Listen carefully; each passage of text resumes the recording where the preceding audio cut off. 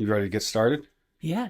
Okay, welcome to Deep Dive with Dr. D. I'm glad you're here. I have another special guest. I always say this every episode. Special guest. All my guests are special.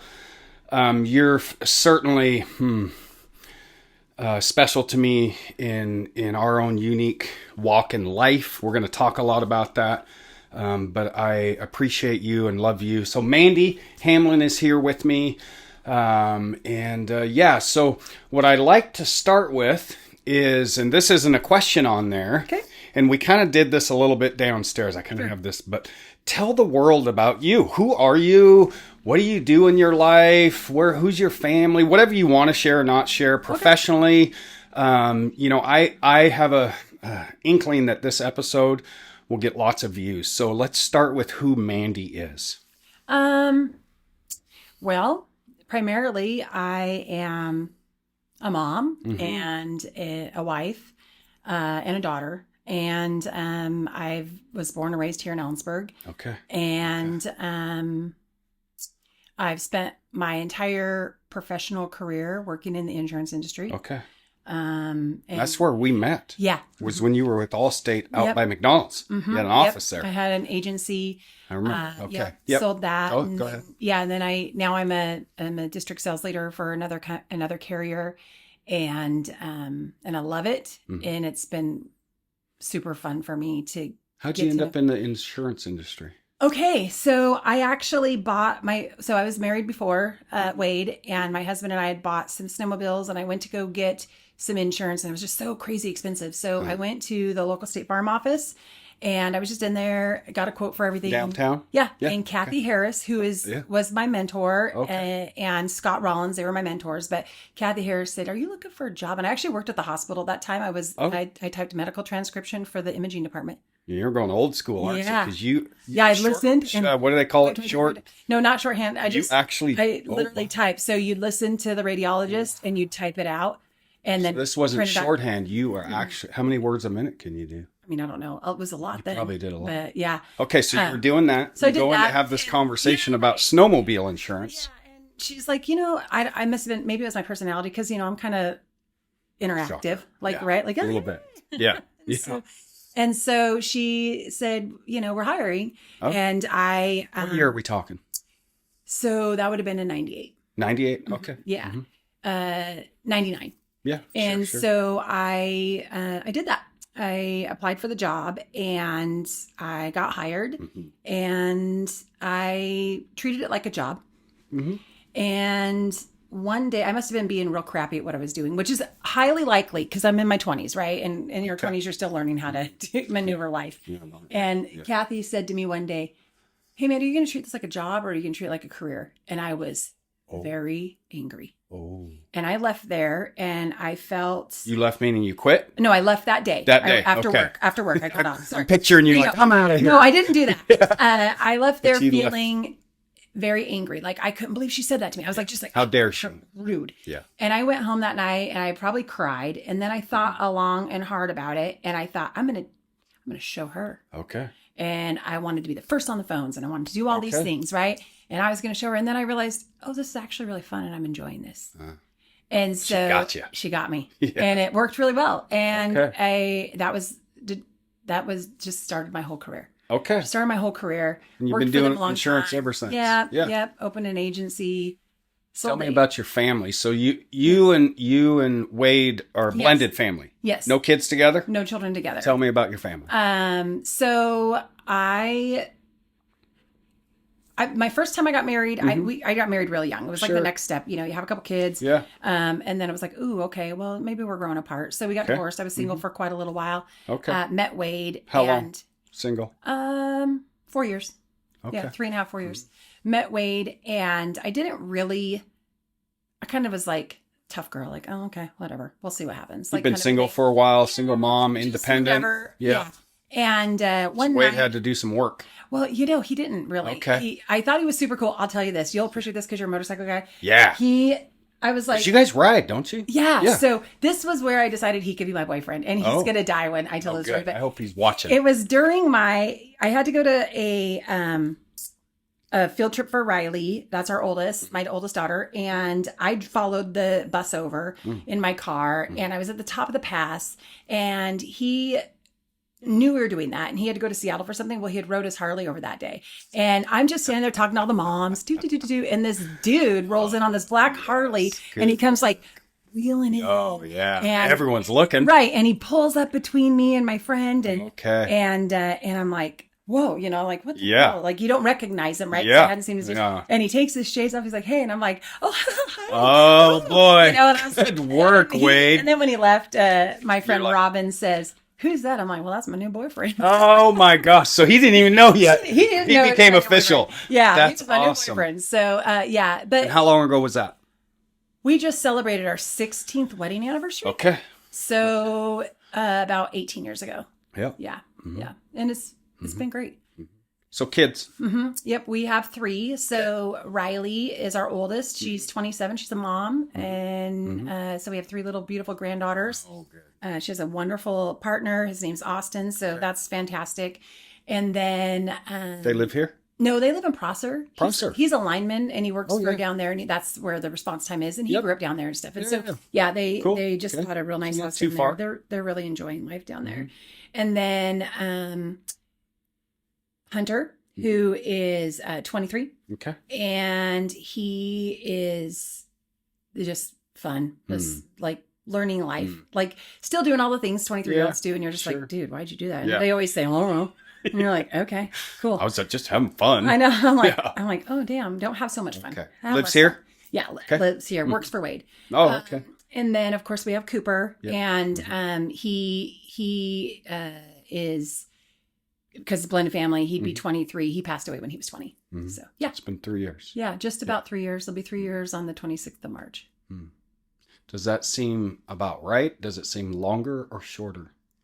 Well, it kind of depends on the day, Yeah, I bet right? so. So sometimes it's like, man, I haven't talked to him so long. Mm. And then some days it's like, it's just happened, right? Mhm. So, but I think the cool thing about grief is that it ebb and flows. So the days that are bad are just, they're not bad Mm. forever, right? Temporary. They're a moment, Yeah. and you know that and work through it. Yeah. So 3 kids, 3 kids. married 16 together, 18. Mhm. Me and Katrina kind of right behind you guys in that Yeah. trajectory there. No kids together. Nope. So Wade, are one of the kids his? Hunter. Hunter. Yeah. Okay. So the Yeah. girl and So Riley and Cooper were are your- mine and yeah, Mark's. yours. Yeah. And then How old were they when you guys got together? They're kids. Yeah. So the boys were like 3, 4. They're actually more Young. like 4-ish. Okay. Yeah. Okay. Yeah. And Riley was older, obviously, because she's older than them. And she put Wade through hell because, you're not my dad. No, And she wasn't mean to him, but No, she but, just was, yeah. she was a little harder on him. Yeah, okay. And, but they have a very close, special relationship. And you don't have to answer this, but do you guys all talk to the exes? Oh yeah, we get along Yeah, good. okay. So we actually don't have a strong relationship with Wade's ex-wife. Sure. She doesn't live here. Sure. She has a different life. Yeah. But I made a decision when I got a divorce that just because Mark and I couldn't be together, I wasn't going to make my kids feel bad about that. Good for you. And I couldn't ever say anything bad about Wade, and I have never said bad things about the other parents, even if they piss you off, which is super normal, right? That you get on each other's Sure, nerves. sure. Because if you didn't, you'd still be married, right? Yeah. I always So- say, yeah, there's a reason people Right. got So, divorced. we get on each other's nerves. Yeah. And I never wanted my kids, they're half of that person. I never wanted them to feel bad about that. And so it's not their fault that Mark and I couldn't stay married. We're actually really good friends. I would consider his wife one of my closest friends. We spend a lot of time together. We get to Good. do holidays together. Good. And it's really special because my kids don't have to pick. Yeah. And isn't that a powerful message to kids that are grow up to be adults to see Yeah. that positive behavior? Yeah, because, when Riley was having her babies, she didn't have to think, oh, should I have my mom or my dad come? Yeah. Or when we did high school graduations or birthday parties, it wasn't Who do those. I invite? Yeah. What time are they going to come? Oh God, do I got to manage the conflict? Oh boy. Yes. Yeah. So that was never we just didn't want that for our kids. Yeah. I worked in the wedding industry for years, and I heard a lot of that. Like, Yeah. oh, the in-laws are coming, or my mom's ex-husband, and how do we manage? Oh, wow. How about we just act like adults? Yeah, exactly. Like, love your kids more than you dislike your ex. Yeah. Like, it's not that hard. Yeah.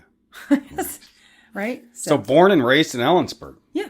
How far back does your family go in Ellensburg? Gosh. And your maiden name? Is Rab. Rab, yeah. And my mom was raised here. She actually graduated from Thorpe. Her parents were from, like, my grandma was from Minnesota and my grandpa was from Oklahoma. And then my dad, interestingly enough, is from New Jersey. Oh. And what happened was he joined the Army. Okay. Which is really cool because after this, he gets his Quilt of Valor. Oh, so cool. Yes, yeah, that's a great thing. Yes. Good for him. So anyway, he was on the East Coast and he got stationed at Fort Lewis. Okay. And how does he find Ellensburg? Well, my uncle is in the military. Okay. And he comes home on leave, like, cause like on break or whatever, Easter. I don't know what it was for. Leave, I think it was Easter because if the story fits my memory right. But anyway, he just showed up and my mom thought, he talked funny and, and whatever. He was just like a little too jazzy or something. And he had told my uncle, I'm going to marry your sister. And my uncle's like, oh, okay. And then like 6 months later, they were engaged. Wow. Yeah. Wow. Yeah. Super cool. Here in Ellensburg. Yeah. And they got married I think they had their wedding reception at the Fairview Grange. Yeah. Right? Yeah. Still there. Yeah. Yeah. And cool. And so, yeah. And you live out that way? No, Fairview's the other side. Yeah. I was thinking of Manifest Grange. Yeah. Cool. Well, thank you for sharing all that. That's really cool. And one of the cool things about hosting these is I get to learn more about friends that you already kind of know about. Yeah. So that's really cool. And I really appreciate you talking about parenting with blended families and making a decision as a mom that, hey, just because me and the dad couldn't get along doesn't mean I have to put that on the kids. Yeah. Me and Tyler's mom, his mom has passed, but we kind of made that decision too. We weren't together most of his life. 6 months we had a divorce, and I say most of the time, nearly all the time, even through my crazy period and her crazy periods of life happening, and Tyler says this to this day that, we didn't put each other down. We tried to always, like, she was always one of my biggest champions. Yeah. Even in my dark years. So good for you for making that conscious decision. And I think that then creates great parents when those kids grow up. Yeah. Yeah. Hey, I hope, we're leading by example. Like, right? Like, we are leading by example, aren't we? Yeah. You heard me say that our kids are watching. They're always watching. Yeah. Oh, for always. Sure. Yeah. Yeah. Okay. You want to do a question? Oh, yeah. I forgot. Here. Yes. Finally. I have your book. I'm so excited. That is yours. Signed. Yeah. Thank you so much. Yeah. I'm so excited. Oh, gosh, you guys are awesome. Okay, let's do a question. You've experienced a loss that no parent should ever have to face. How has losing your child shaped the way you move through the world today? That's a great question, and it's an interesting question, and I love it because just 6 months ago, Riley and I were driving down the road and I'm like, hey, how do you think we've changed since we lost Cooper? And it's funny because I think it's made me softer, not weaker, softer, meaning not bitter, more empathetic. Wow. More tolerant of things that where in the past I'd be like, okay, just toughen up.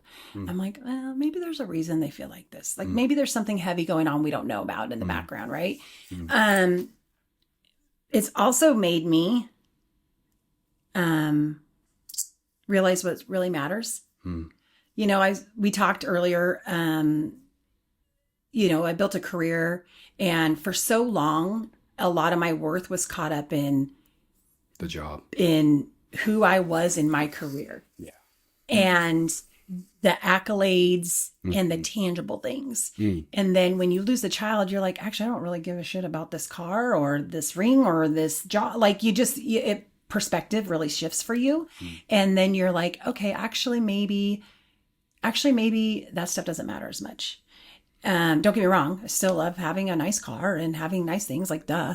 But it makes you really realize the value of what matters, right? So there's a couple parts of that. So sometimes I see things and people are just freaked out about stuff, and I'm like, gosh, you guys, that doesn't really matter. Yeah. Like in the bigger scope of things. Yeah. But the flip side is it's made me softer, not weaker, softer. Yeah. Like, maybe that person has something else going on that we're not aware of. And again, before we lost Cooper, I really cared what other people thought. Okay. Because I was building a brand, which was me in my career. And when I lost Cooper, I realized that didn't really matter. And maybe I needed to be a little more transparent about what was going on in real life, because there's a lot of people that have a lot of stuff going on that they are keeping quiet and just living life in the highlight reels. We don't talk about. Yeah. So that's probably the stuff that's changed me the most about it. Yeah. If I may ask, and it's okay, his sister, how's she with it all? She's doing good. Right? I guess the whole family. Yeah, the family's doing good. I'm glad you brought up the sister and Hunter, his brother. In grief, I think everybody, when someone's child dies, everybody's worried about the mom. Everybody. Yep. It's normal. It's kind of like divorce. So we don't think about the kids. Yeah. We actually say, oh, the kids are fine. They're resilient. And like siblings, when they lose someone, they're expected to just be like, they'll be fine. They'll go through it. Got to be there for your mom. Yeah. And probably about 6 months after Cooper passed away, Riley and I were talking one day, and she's like, I just feel like, I don't want to tell you if I'm having a sad day because I don't want to make you sad. And I'm like, oh, honey, you can't make me sad.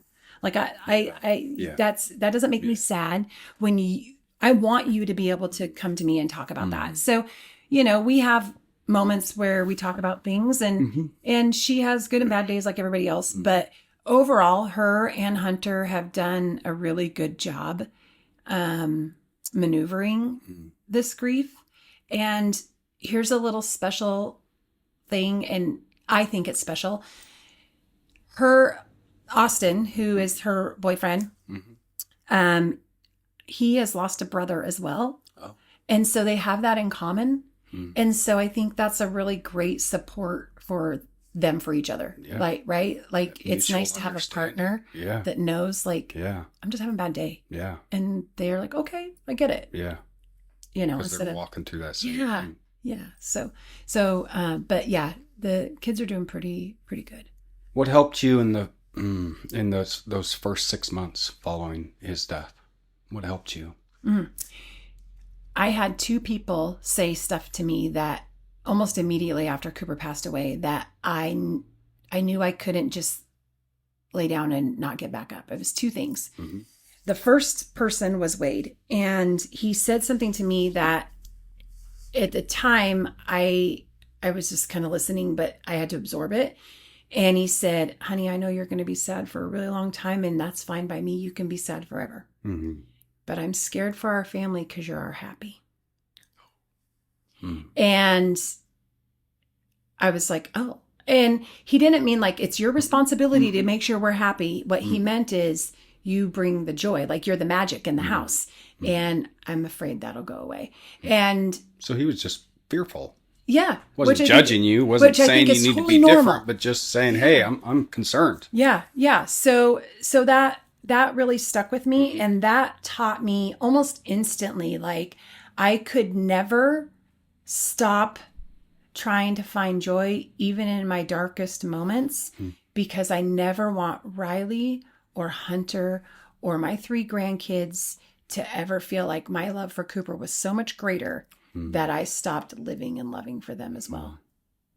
And you see that happen. And I'm not faulting any parents, but you do see that happen. Happens a lot. The 100% of the focus becomes the death of that child. Yeah. So that was the first person that said something. The other person that said something to me was, it was my sister-in-law, Jessie. But so one of my best friend, her, she lost her brother, who I graduated from high school with when he was 20 years old. Okay. And Cooper was 20 when he passed away. So when her mom came to the house like the day after and gave me a hug, I had a moment where I was like, oh, I'm the Virginia Woolard of my kids' generation, right? Like,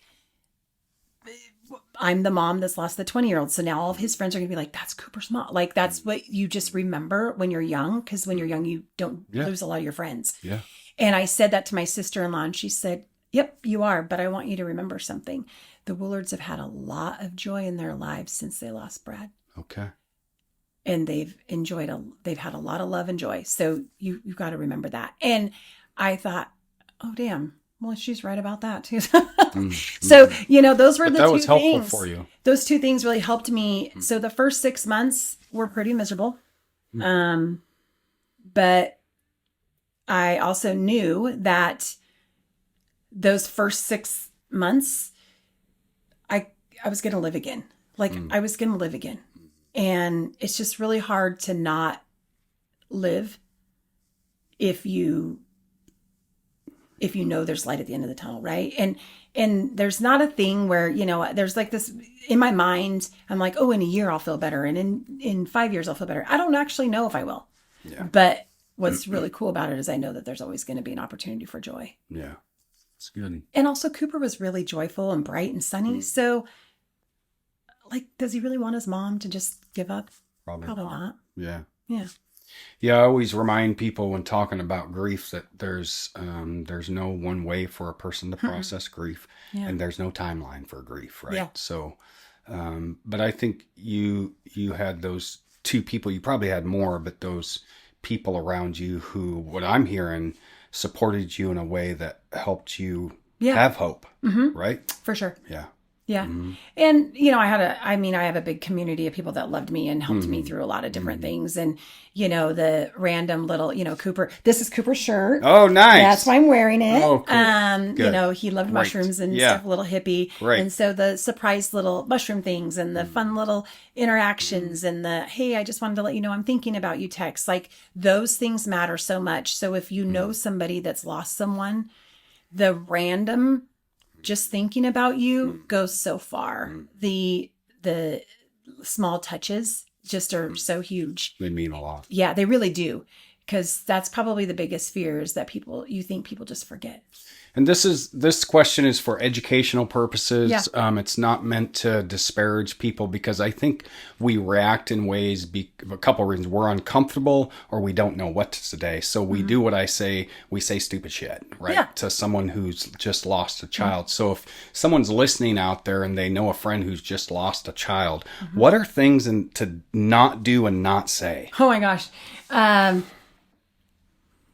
Probably the biggest one is he's in a better place. And it's not meant that way. Not. But in that deep grief moment, it feels hard and it's hard to hear. Because what are you hearing? He's better off where he's at. And to a mom, you're like, there's nowhere better than to be with their baby should be with them, right? Like, give me a break. And that's never meant that way. It's never meant that way. But when you're sad, you feel that way in every moment. So there's that. And probably the other one that was a little shocking to me was when people would be like, well, after the first Christmas or after the first birthday, it'll be better. And actually, in full transparency, the first everything are hard, but you're so raw that it's like, okay. And it's almost the buildup that's worst, at least for me. I mean, I can't speak for everybody, but the buildup is the worst part, right? Like the prepping, like, oh, it's Christmas. So now I've got like the 22nd, the 23rd. Because it's not just Christmas. There's a whole bunch of things that happen that run up to those periods of time. So you're just like, you're scared that you're going to have a bad day. So you build up this weird, icky feeling. And so that the first are not really that as hard for me as, oh, damn, this will be the third, whatever, And so that's probably where it's harder because it just cements it more. It's more real. Yeah. And what are those things? You gave a couple examples, but that just you remember as being really helpful that many people did that was like, that was helpful, that people said or did. Oh, the text messages, the calls, I had 2 people. So we don't have photo albums anymore. No. Right? Yeah. And my friend Tiffany, I had said something about how Riley had said, we don't even have any real pictures anymore. And she just went on my Facebook and stole a bunch of pictures and went down and printed them and literally brought them to my house. And then Rhonda surprised me with a really beautiful book one day. I'm very Those tangible things you can hold on to. I'm super transparent on my grief journey and on all my journeys. I think that's pretty obvious by my social media. Yeah. And so they just borrowed things off of there. So it's kind of fun because what was really neat about the book that was made for me is I got to see it wasn't just what was special to me, but what she thought was special. Yeah. So, those are the things. And then there's always it's always nice to, I don't know, have someone offer to do something for you, whatever. But here's the thing. And I've done this a million times. If you need anything, let me know. Yeah. You ever going to ask someone to do something for you? No. Yeah. So just show up and do it. Just do it. Yeah. Just show up. Yeah. Show up. Be intentional. Yeah. Just show up and wash my dishes or just show up. And it doesn't have to be that big of a deal. Big or glamorous or Yeah. So. Very good. Okay. Another question? Yeah. Lay it on me. Your advocacy. Yeah. And I'm gonna preface this when I open the question up, so people that are listening that don't know, they'll have some idea. Yeah. But you'll give some context too. But your advocacy comes from lived pain and deep love. What pushed you to turn grief into action, especially around changing the treatment system? So, little context for those that are watching or listening. He was in treatment. Yeah, he was. And overdosed and died. That's correct. He was out of state. He was literally thousands of miles away. Correct. In a whole different treatment system. And I'm guessing a treatment entity that you shopped, you looked at, you researched. Yes, vetted it. Yep, vetted it. So that's the context. So what pushed you to then turn your grief, anger, I don't know, all these feelings into action, especially around changing the treatment system? Well, what have you learned, I guess? Yeah. Oh, man. I learned a lot. So here's the thing. When Cooper was needing help and wanted help, as anybody that knows when they have someone that needs treatment, when someone's ready to go, you're like, let's roll. You got to go. Yeah. There's a small window of opportunity. Yeah. We're making this happen. Okay. And, it was February and it's cold and icky in Ellensburg. And so I was like, where do you want to go, son? Okay. And so he wanted to go to California. I was like, that's going to be great because the weather's mild and, and it just fit his personality better.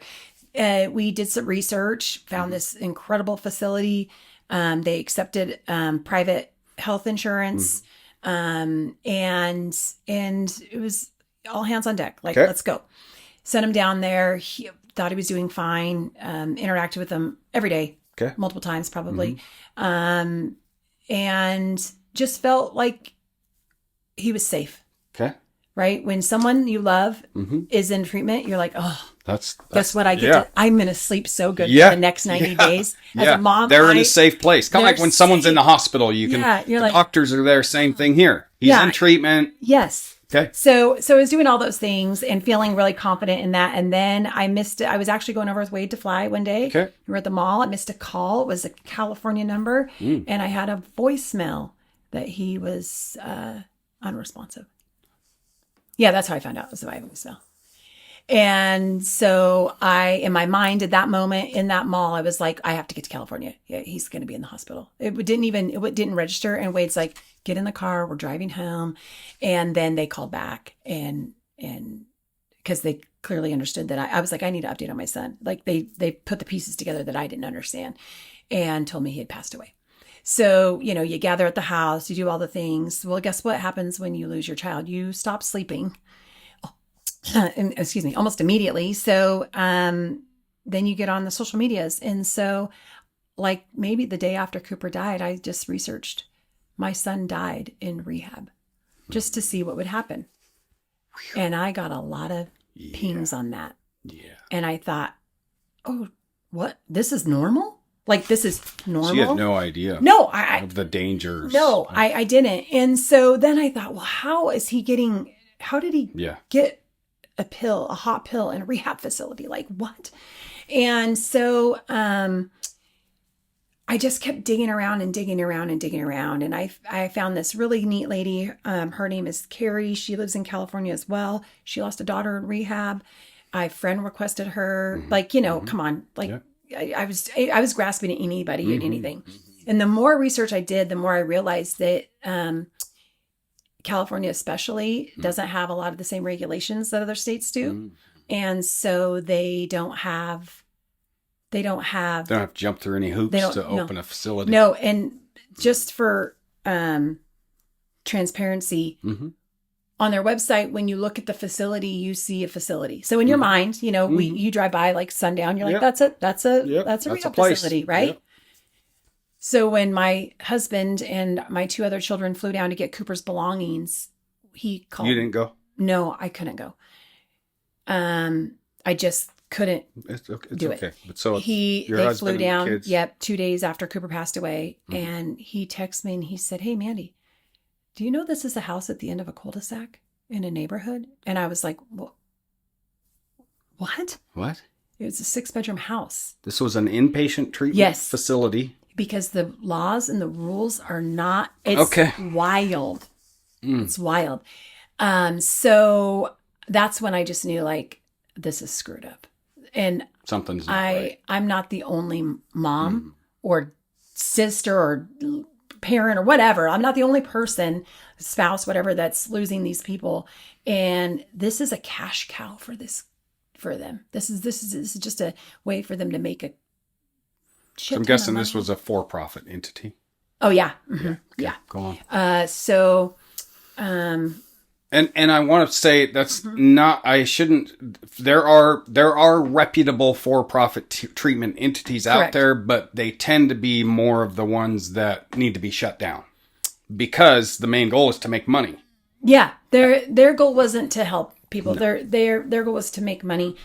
So the more I did, and I want to be very clear about this, I don't know this about this facility, but the more investigation I did, the more I also realized they have, typically what happens is people buy these houses. I think 6-bedroom is the threshold. I'm not 100% sure on that because I can't quite get the answer.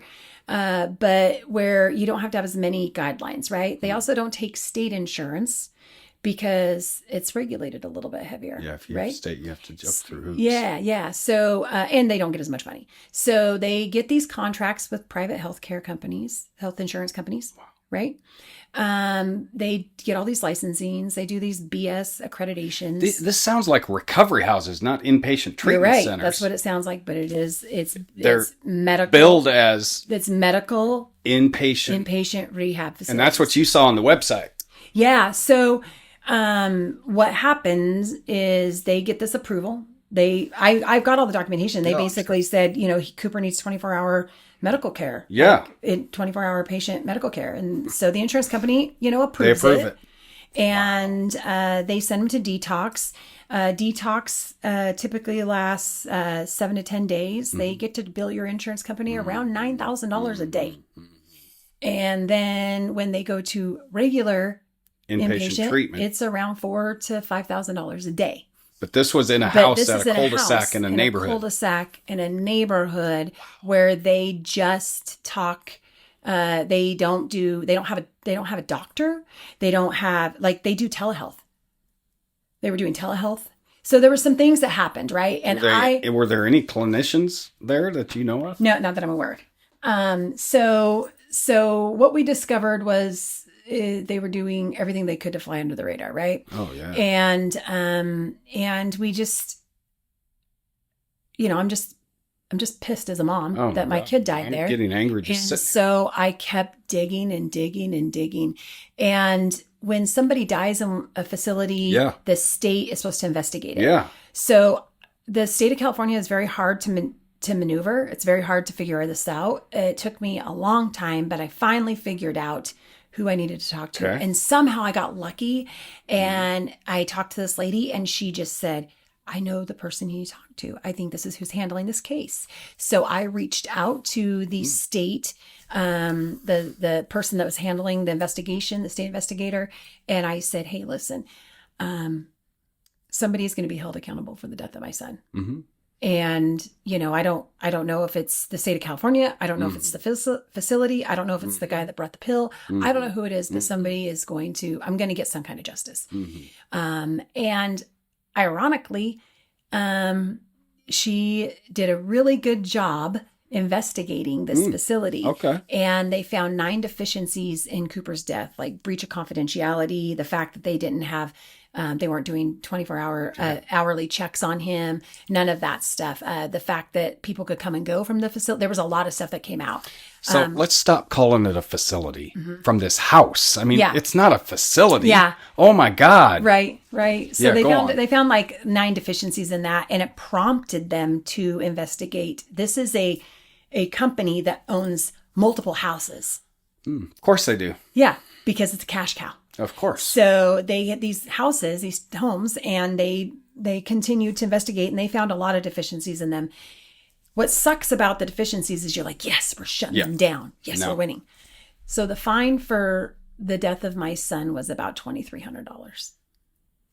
So again, I could sit at home and cry and feel mad, or I could be like, what?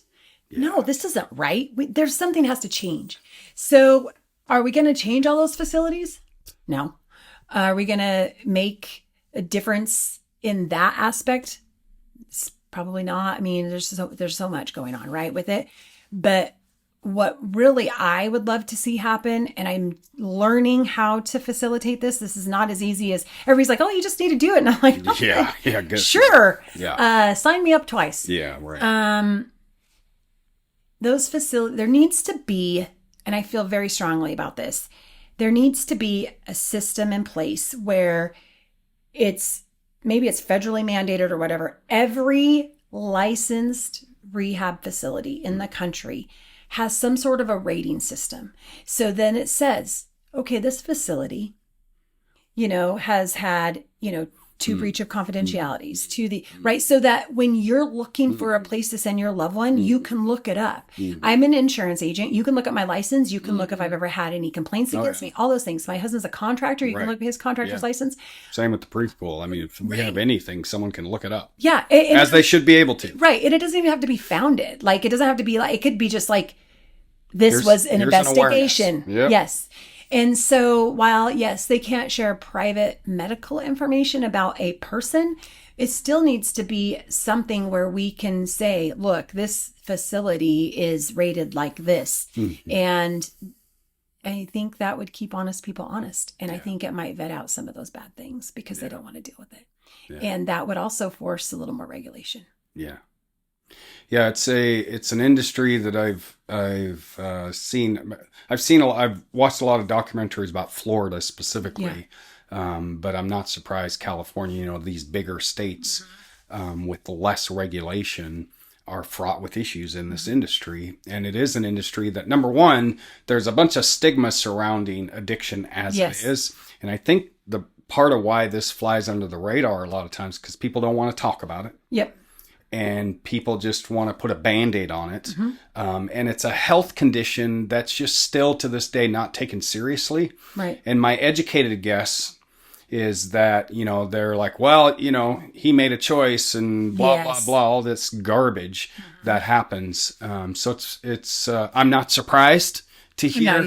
I'm not either. I'm actually shocked. I was getting angry sitting here, all the knowledge I have in this industry, that, wow, an inpatient treatment facility, but it was a house in a fucking cul-de-sac. Yeah. Like, what? That's crazy. Yeah. Yeah. So a house in a cul-de-sac with 6 bedrooms, and each room had access. And actually, this person was able to, and remember, Cooper's not from California. No. He doesn't live in California. No. He was able to get the person's information from somehow inside that facility. I'm not surprised right? at all. Which on the structure. That's normal, right? Because probably not normal, but you would, not normal, but you would talk amongst people. Yeah, sure, right? Sure. And find maybe a connection that way, but it was delivered to the facility. Yeah. And you said something that I want to bring up. You said, when people say, well, it was his choice. And when people say that, I'm like, you're dumb. Like, that's just a dumb thing to say. But when I think about that, I have an answer for those people. When they say, well, because it's like if you are so fortunate as to never experience someone that's had some sort of addiction, whether it's alcoholism, drug, whatever, right? Gambling addiction. I don't know what your addiction is, but if you never experienced that, you're very fortunate. Yeah. However, if you are one of those people that are like, well, it's your choice, you may, the F around and find out kind of thing, that kind of stuff. Yeah. I want to say, okay, cool. Do you buy health insurance? Yeah. Because guess what? These places that I want to make a change in, they're stealing your money. Yeah. Because guess where how do you think they're paying those bills? Through your premium dollars. Yeah. So now does that bother you? Yeah. Is that something you can get behind as a consumer? I like that you talk about that, because the area I always talk about is tax dollars. Yeah. We're paying taxes to send people to treatment, and a lot of these treatment facilities or houses need to be shut down. Yeah. Right. So sometimes that helps people. Yeah. But ignorance is bliss. Isn't it? Right. Yeah. Not knowing and again, an industry that is fraught with stigma and shame and guilt, and it's the one health condition that we do it the most with. Yeah. Is addiction. Yeah. Yeah, right. Because if someone was sick with anything else, we'd just be like, we just got to get them the best. Let's get them help. And everybody stops what they're doing. They're like, what can I do to help? That's right. And with this, they're like, well, I don't know. Yeah. I should have saw that coming. And it's like, oh, okay. Yeah. And in a lot of times, while they're drinking their alcohol, saying it's okay, alcohol is okay, but well, drugs, that's bad. Well, what's the difference? Yeah, right. There's like whatever difference. Your vice is still a vice, right? Yeah. Like people have them all the time. Let's do another question. Yeah. We've talked a little bit about this, so you can expand on it a little bit if you want, maybe some different views. You've been outspoken about gaps in care and accountability when it comes to treatment. From your perspective, what needs to change most? So maybe think of the big things to better protect and support people seeking recovery or seeking treatment. What are the big things? If you are in a position of power, what would you change based on your experience? Well, probably the biggest one would be. Oh, wow. That's a great question. And maybe let's do this. Maybe go backwards, because you and I had conversations about Cooper along the way before he went to California. Maybe just thinking about the whole of having a young person who needs help, thinking about systems of care. Oh, what are the ones you struggled with the most? The areas that you would change if you could? It's hard to find. There's just not enough facilities. That's like that. There's not enough places that really care, if the truth be told, like that really care. Can you describe that? That want to get granular with him, that want to not just check the boxes. It wasn't Cooper's first time in rehab. We've gone to a couple different ones. And you got to be really careful. Like, is it a co-diagnosis? It's like a occurring. Yeah, right. Like, what, is it just, and not a one size fits all. There's not a one size fits all. That's really important. Yeah. And especially for youth, right? Yeah, especially. And what I found that was interesting is they were taking Cooper as like a 17, 18-year-old and putting him with like 55-year-old men. He's still a kid. Like he doesn't have, a mortgage and all these things. Like he doesn't have those life experiences. Yeah. So how can he get in front of people, and how can he, how can he be really transparent with who he is? So I think that was probably one of the hardest ones. It just honestly, just finding even just a guidance counselor that would talk to him, like not a guide, like a therapist or something, that was hard as well. And it's so much about timing. And if the timing is off, it doesn't work. Yeah, it doesn't. Yeah. You speak to two realities of the industry. as a whole, in our healthcare system, and especially talking about youth, just globally speaking, for youth, adults, for everyone, there's not enough care out there. And then I hear what you're saying about, I think a lot of facilities, places, they're just the system. There's just keep that wheel churning of the system, and there's not really true individualized care. Would that be? That's exactly right. Yeah. Also, the pressure, I feel like there's a lot of pressure on some of the people inside those facilities working them. And so, you know, they have a caseload, right? Yeah. So they're so heavily bombarded. Like it's so much that it changes. It's no longer like, what do you need, David? Yeah. It's like, okay, so you've done this. Now you're going to do this class. Just checking boxes. Now you're going to do this class. Yeah. And how'd that make you feel? Okay, well, you know what? Here's a worksheet on how to handle your tool. Here's your tools for your toolbox. And off they go. And this isn't a hit on the professionals working in the field. Not at all. But the system causes this to happen. Well, they have like, it's kind of like when you go to your doctor's office and they've got you scheduled for 45 minutes, but you really probably need an hour and 15. Yeah. Right? So that's what's happening, I noticed. And sometimes, that's not all of them. Like Cooper had this one gal that he really just bonded with and enjoyed. And they would spend a lot of time talking, and she would be like, okay, we're not going to worry about that today, because she wanted to spend the time getting to know him. And I think that was a better setup. And I think that's how people are as a whole. So it is no disrespect to the folks working so hard in there. It's just, there's such a big caseload. They're so short staffed. They don't have a lot of room. And then they're also dealing with a lot of different emotions, right? So they're working on, they might be sitting with you and doing this, but then there's some chaos down the hall. Yeah, that they know they have to deal with. They're like, our time's over. We got to do that. Like, it's just too thin. And, you know, locally in our county, we have 0 inpatient facilities. We do have Sundown, which is just outside of our county. They do have a youth program. But that might be it unless you go to the west side, which is good luck getting in, or Spokane, which maybe you can get in. But in our region, Central Washington, which is a big region with a lot of people, we don't have a lot youth specific.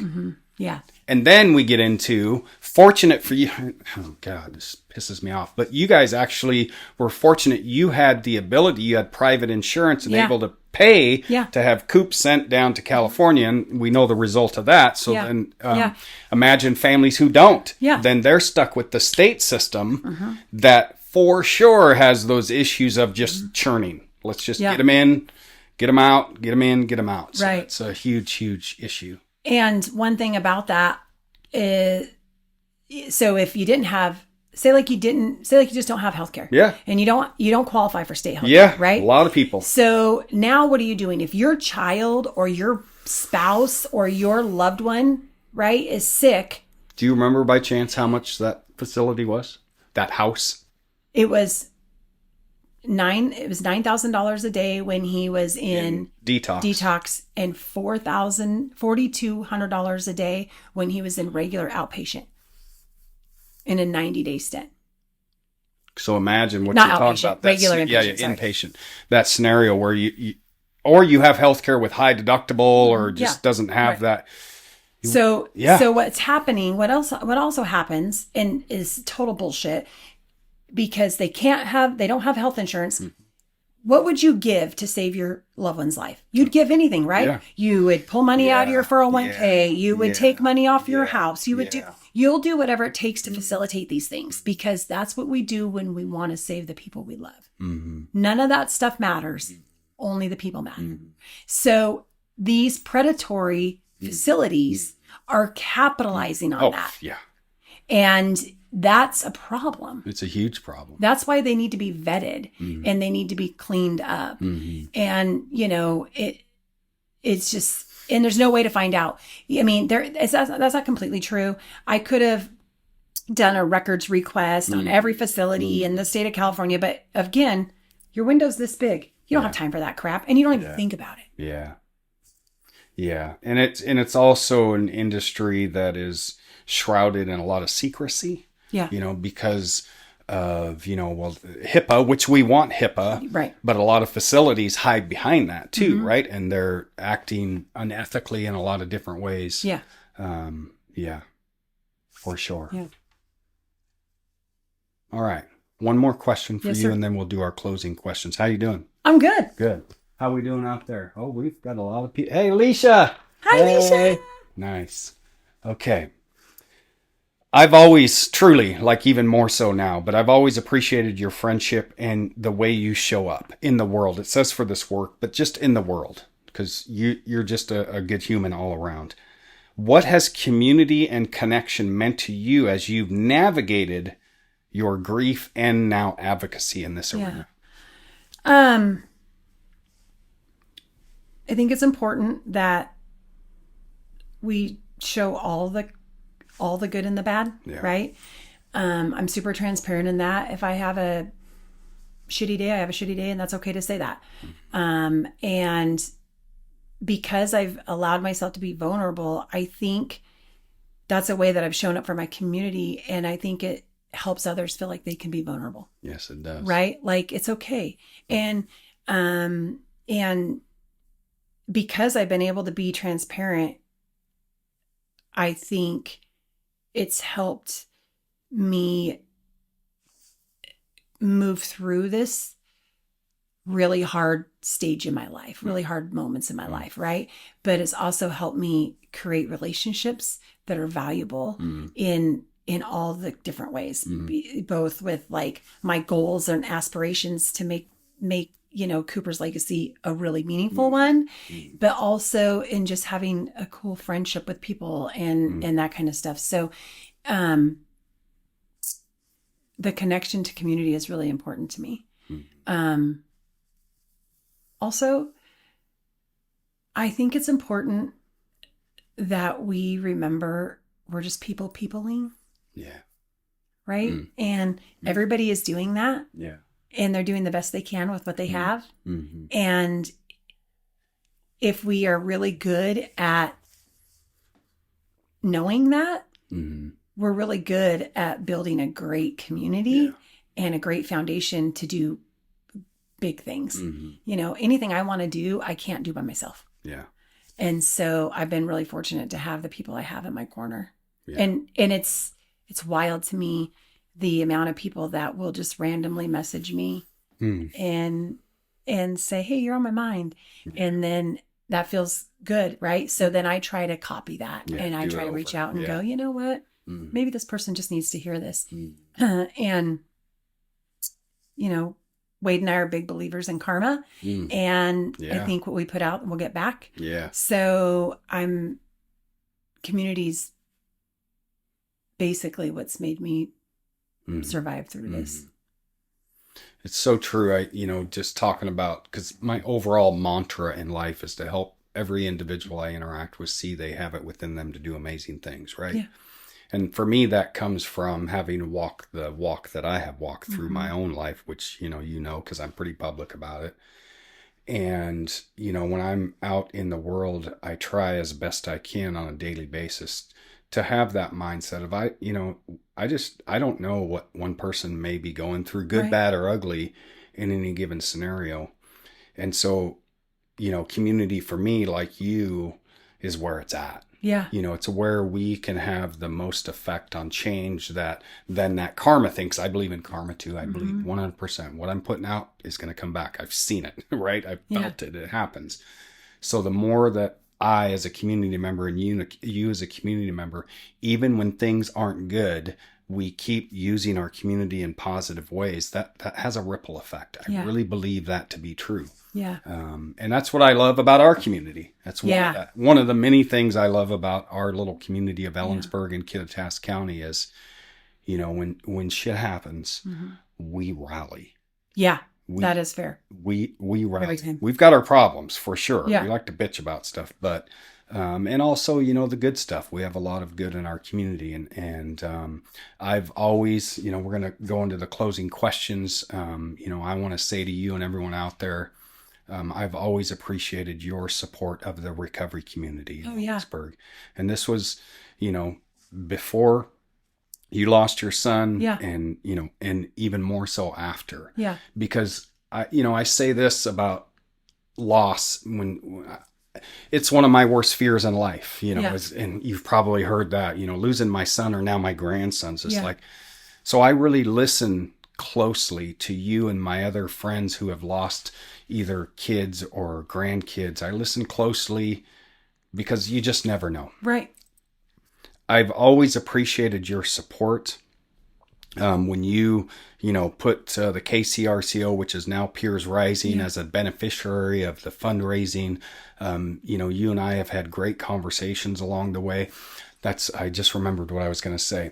No one out there listening or watching this, as they've listened to this, would fault you if you were angry, or bitter, or closed. Yeah. No one would fault you for that, but you've made a conscious decision. What I've heard through this conversation is you've made a conscious decision based on information that people close to you have, hey, we need you. Yeah. We want you here. Mm-hmm. And you've said it yourself, wearing Coop's shirt here. He wants your light here. Yeah. And that's a powerful thing. Yeah. Cooper was everything good. I might get a little teared up here. Cooper was everything good. Beautiful, loving, smart, articulate. He didn't want to feel bad about himself, and he didn't want to be sick. And that's what it is. Yeah. And he hated that part about himself. Mm-hmm. He didn't hate himself. He hated that part of himself. Mm-hmm. And I think the best way I could honor him is to live all of the parts of Cooper and show up stronger than he was able to do for himself. Yeah. And I will say this, and I tell everybody this: when you lose somebody you love, any way you want to feel is okay. Yeah. And one important takeaway that Wade also shared with me, man, he's very smart. But he shared something with me, and I was just I was pissed off and cranky, and I was fighting with him, not about dumb stuff. Like it's like you're agitated. There's a lot of friction there. I never irritate Katrina. Yeah. I never irritate Wade. I never.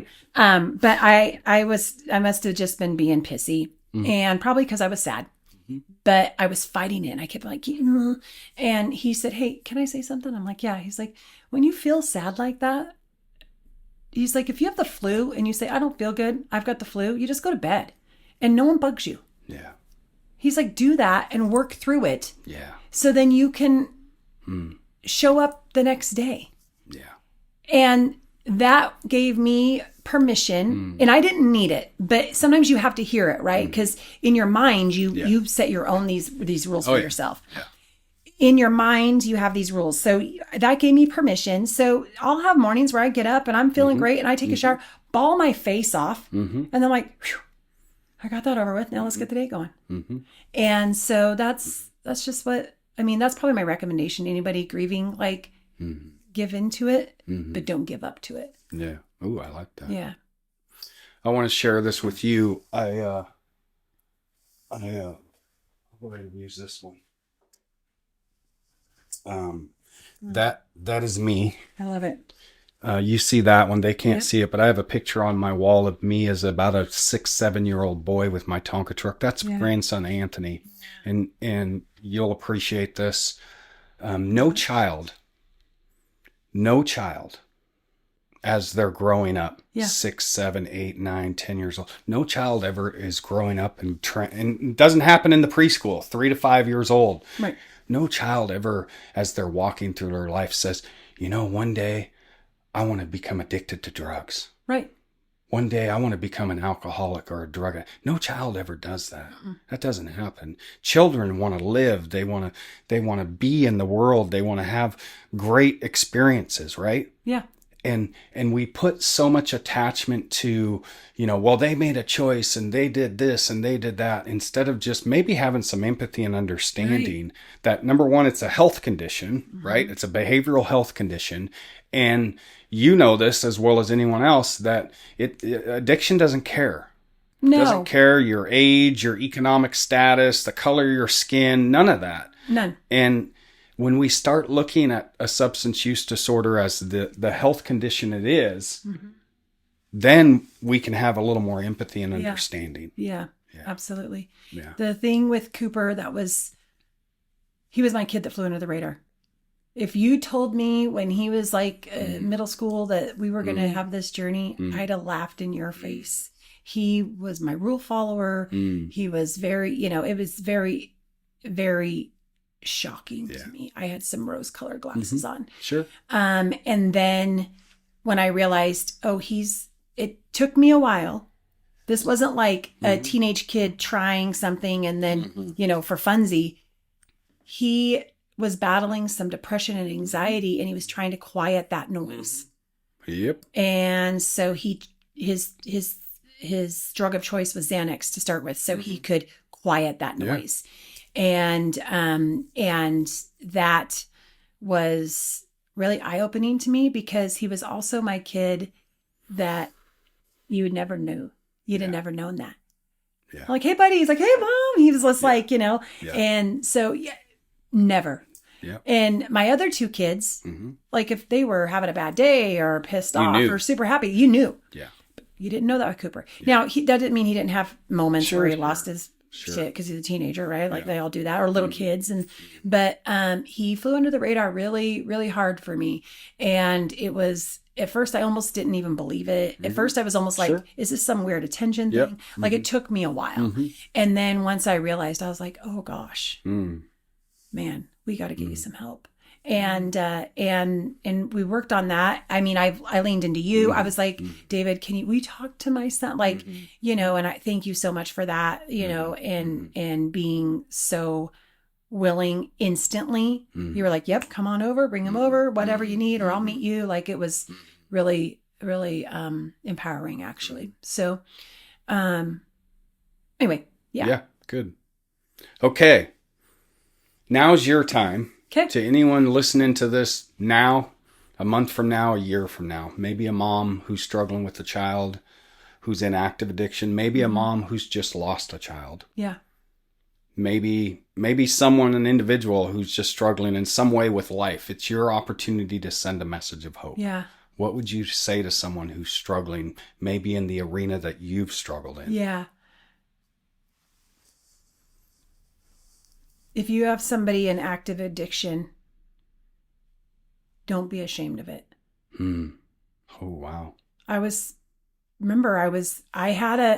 an image to uphold. Yeah. I'm being pretty vulnerable here. I had an image to uphold. I had a business I was running. Yeah. I had my shit together. Okay. Yeah. I'm firing all cylinders. Right. And then in the backside, all hell's breaking loose in my mind, right? With my child. And I would say, don't be ashamed of that and lean into your people, and you'll know who those people are real quick. Yeah. And lean into them hard, because they're going to love you, and they're going to love you through it, and they're going to love your kid through it. Good. So be vulnerable. Yeah. And be okay with that. Yeah. So that's the first one. The second thing I would say, if it's somebody that's grieving a heavy grief, be vulnerable. Yeah. I think the more sincere we are, the better response we get. I think when we act too tough, I think it does us an injustice. I think what it does is we're like, oh, we don't need anyone's ever fine. We got it. And so then people stop asking, stop wanting, because they're like, oh, they're fine. They must be okay. They're okay. They're fine. And really, what you're starving inside for, you're hurting, and you just want someone to recognize that. Sometimes you just need to be recognized. It doesn't have to be this grandiose thing. Yeah. So those are the two things. Just be prepared to be really vulnerable, because you'll get a better result. Good. And that's hard. Okay. All right. This is it. Okay. What's a question you've always wanted to ask me? Okay. I got one for you. Okay. I'm ready. Besides your family and besides your career, what are you most proud of?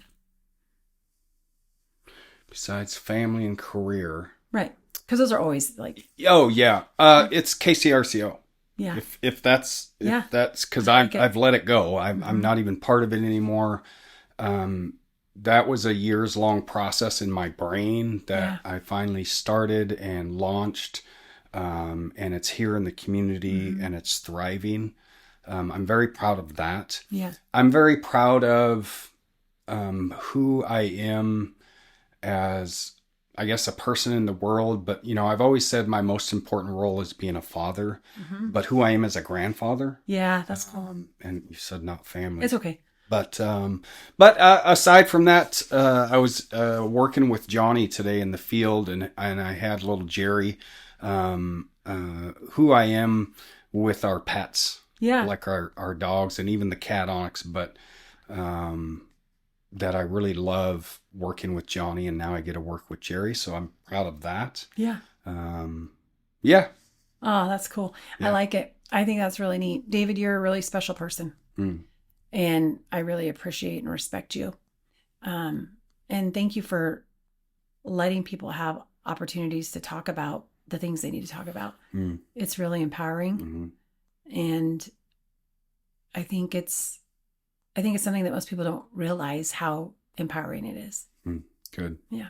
Yeah. Well, launch this was something my son said, you should start a podcast. And I resisted it. And then I think it was him. He's like, you should have guests on. And I'm like, okay, let's give it a try. Yeah. It's been super cool. It's super cool. And I appreciate and thank you for your kind words. I say this, and this is just my reality for myself. I'm just a kid from the streets of Tacoma who has seen some things and done some things and have been able to create the life that I have today. Have not done it in isolation. It's because of people like you and many others who have been willing to show up and lift me up and help me along the way. Because you kind of said this, I think, earlier. There's, none of what I've been able to do in my world has been done in isolation. Yeah. Right. Yeah, I've done the work. Because people say, well, you look at, yes, I've done the work. Yeah. But I have not done it alone. Right. Right. I've done it with people who have been like, oh yeah, that's a great idea. What can I do to help? Or people out in front of me doing stuff. That's really important to me. Like, oh, that's really cool what they're doing. Maybe I'll try this. Stepping into the fear. So yeah. This has been great. It's awesome. Thank you. Thank you. Okay. So cool. This is the part where we hug it out. Okay. We did it. Nice. Okay.